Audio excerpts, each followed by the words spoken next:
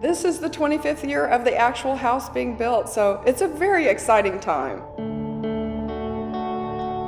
Our daughter, Jolie, was diagnosed with a brain tumor when she was 10 months of age. Go up and down, up and down, up and down. We stayed at the Ronald McDonald House for 6 weeks while Jolie underwent 30 treatments of proton radiation. And that was how we came to be part of the Ronald McDonald family.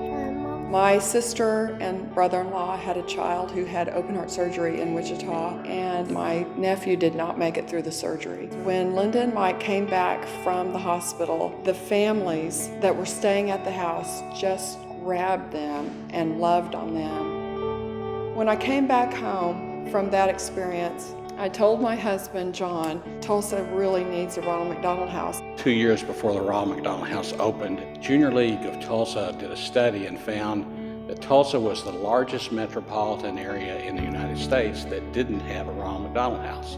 And Tulsans being Tulsans, we decided we needed to rectify that.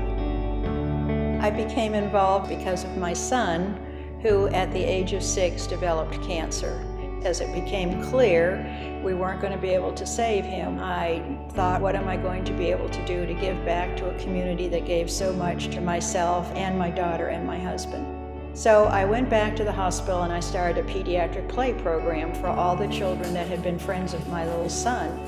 A lot of the people that were involved, which were all the Tulsa hospitals, became members of an advisory committee that could look at what would we do for getting some kind of a supportive house in Tulsa.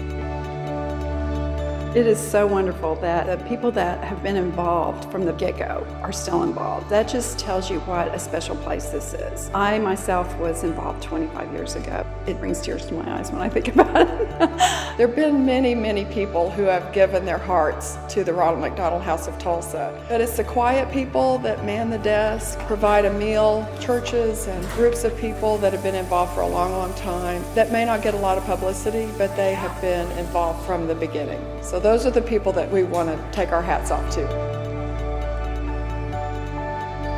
You know, our mission is strong. I ended up the other day that we've offered 9,000 nights of respite for these families. Many times they come to us in a split of a second, and for them to be able, once they get things settled at the hospital, to realize that we offer a true home away from home. The Ronald McDonald House doesn't just provide you with a bed for you and your family to sleep in. They really provide you with an environment that tries to add some normalcy to your kid's life whenever there's so much else going on in terms of treatment and doctors and needles, and it's just such a wonderful experience. When you're away from home, you miss the fact of being able to go to your kitchen table and sit down with your family. We just got to the point where we would gather around the dinner tables with the other families at night that we have gotten to know, and they became our family that we had dinner with every night. We really are a beacon of hope for families that travel here. It's such an interesting mission because we take care of families that travel from all over the country, but Tulsa takes care of us.